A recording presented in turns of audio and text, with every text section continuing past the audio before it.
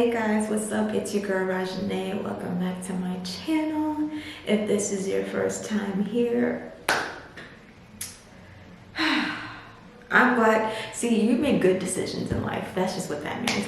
Anyways, thank you for choosing me. Thank you for wanting to come to my channel. So go ahead and click that subscribe button down below because you don't want to miss any of the content on my channel. But today, you guys, okay, I don't know if y'all been keeping up with the boo tales and whatnot. You should be. I have a playlist now, so you should be watching those now. Like you gotta catch up. But I decided, my mom has been like watching them and whatnot, and she's been, she gave me a little bit of feedback, but now I just feel like I gotta do a little bit more because I don't want to disappoint. Like the boo tales have been pretty cute. They've been like 15 minutes, 14 minutes and whatnot, but I honestly feel like they could be longer. So today I decided that the couple of boo tales that I will be telling, because I don't know if I'm going to get through a lot of them this month, but I'm going to try my best. I'm just going to make them longer. So I asked my AI, my chat GPT, to make them a bit longer. So let's see how this goes. But today's boo tales is called Ride or Die, parentheses, Ride of Your Life. Now, Ride of Your Life is inspired by this song by Tinashe, and that's one of my favorite songs by her. So hopefully this boo tales is gonna give what it's supposed to give. Hopefully. So without further ado, let's just get to it. Kyra had always been a thrill seeker.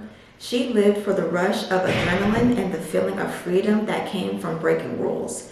Her friends often joked that she was born for the fast life, always on the move, never settling. But on this particular night, something felt different. It wasn't just another spontaneous adventure. There was a strange tension in the air that made her skin tingle as she prepared for the night's joyride. It was a cool autumn evening, the kind of night where the wind whispers through the trees and shadows seem to move on their own. Kyra and her best friend Sasha had planned to meet at a remote spot just outside of town for one last ride before the weather turned too cold. Sasha was always down for Kyra's wild ideas, and they had been through a lot together. Thick and thin, high and lows, even some near misses. Not the near misses, hold on, that sounds like life or death. But something about tonight was giving Sasha pause. That's that intuition I be talking about. Kyra leaned against her sleek black sports car, waiting, watching the empty road. The quietness of the night started to creep under her skin. She checked her phone, no text from Sasha. Weird. After another 10 minutes, headlights finally appeared in the distance, but when the car rolled up, Kyra didn't recognize it. It wasn't Sasha. The car was a vintage muscle car, the kind that looked like it belonged in a ghost story, with its chrome glinting under the moonlight and its engine growling softly. The driver's window rolled down, revealing a man in his mid-30s with dark eyes that seemed to see right through her. He had an unsettling calm demeanor. Kyra, right? His voice was smooth, almost too smooth. She didn't respond at first, startled that this stranger knew her name. Who are you? A friend, he said, flashing a smile that didn't quite reach his eyes. You're waiting for Sasha, aren't you? How do you know that? Her heart raced, but she kept her voice steady. The man's smile widened. She's not coming, but don't worry, I'm here to take you on the ride of your life. Kyra's instincts told her to walk away, to get in her car and speed off, but there was something hypnotic about the man's gaze. Against her better judgment, she found herself walking toward the passenger side of the car. She hesitated for just a moment before opening the door and sliding into the seat. As soon as she closed the door, the engine roared to life louder than before, almost as if it were a living thing. The man floored the gas pedal, and they shot down the dark, deserted road. The speed was exhilarating, but there was also a sense of unease gnawing at the edges of Kyra's mind. She didn't even know this guy's name.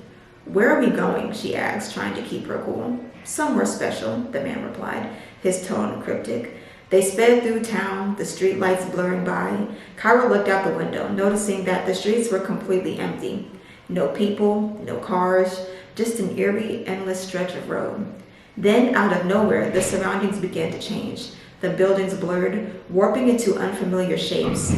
The streetlights flickered, casting long, distorted shadows. The further they drove, the more distorted everything became, as though they were crossing into another reality. "What's happening?" Kyra asked, her voice rising with panic. She gripped the seat, heart hammering in her chest. The man glanced at her, his expression unreadable. "You wanted a thrill, didn't you? A ride you'd never forget?" Suddenly, the car swerved violently, narrowly avoiding what appeared to be a dark figure standing in the middle of the road. Kyra screamed, her pulse racing. The man didn't seem fazed at all. "They can't hurt you, unless you let them." "What do you mean?" Kyra demanded, looking back at the road behind them, but the figure had vanished.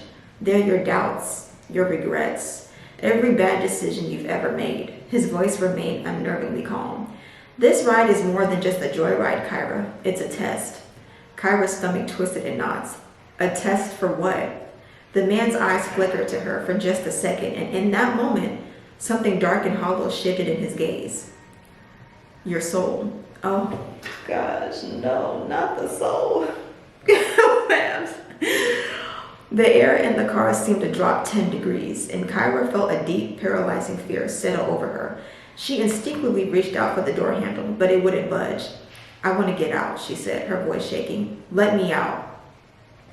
The man didn't slow down. Instead, the car picked up speed, hurtling faster and faster through the shifting landscape. The road ahead twisted into impossible angles, and the sky above darkened, swallowing the stars. The world around them seemed to stretch and distort like a nightmare brought to life. Kyra's breath came in short, panic gasps. She felt trapped, helpless, but she wasn't the type to give up easily. "You wanted control," the man said, his voice low. "You always had to be in control, didn't you? But sometimes the ride takes you. Sometimes the only way to survive is to let go." His words hit her like a slap. Control, that was always her problem. She always needed to be in charge, to make the rules, to dictate the pace. But right now, in this twisted reality, she had no control at all. Kyra's mind raced, trying to make sense of the situation. "Who are you?" she asked, her voice barely above a whisper. The man's lips curled into a chilling smile. "I'm the ride, Kyra, and you're the passenger. You're in for the thrill of your life." Kyra's eyes widened as the car sped toward a cliff she hadn't seen before. The ground was disappearing beneath them, and the horizon loomed ahead like the edge of the world. "No!" Kyra screamed, but the car kept going, launching in the air over the abyss. Time seemed to slow down as they soared, weightless over the void. Kyra's heart pounded in her chest, fear clawing at her insides. But something inside her shifted. A realization dawned. She had no control over this situation, but she could control herself.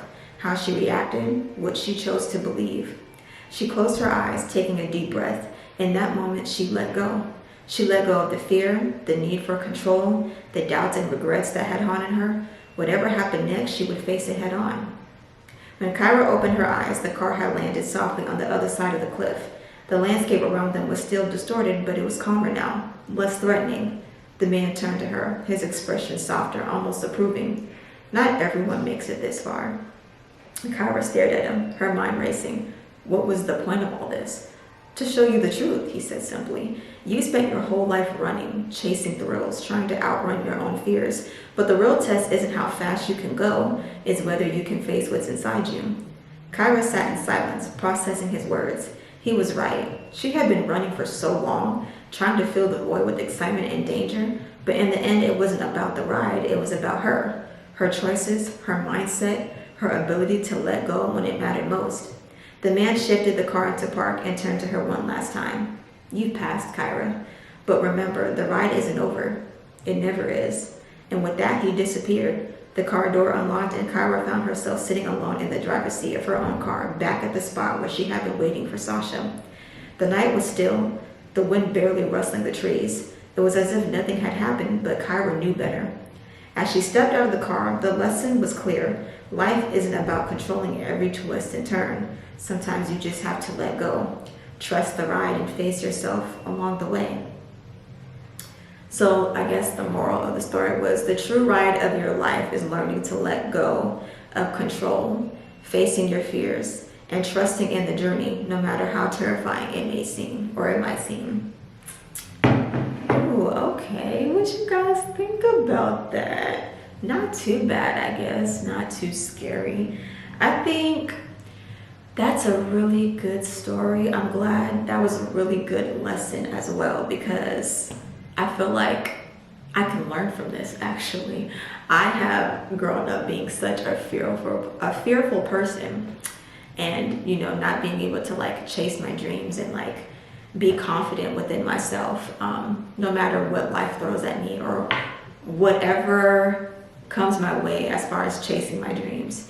Sometimes life is just unexpected, it's unpredictable, and you don't know what's going to come out of it. And I think a lot of times, us as individuals, we want to know everything. Like, we want to know every single thing that happens in our life, or what's going to happen next, like what's coming up. But sometimes, like, that's just out of your control. Like, if we knew everything that was going to happen to us in life, like, I figured we would just live in fear. And it's like, we pretty much already do. We already live in fear as it is, you know what I mean? But I feel like it would traumatize you even more, to the point where you probably wouldn't even want to do anything. Like, you'd probably want to stay in your house.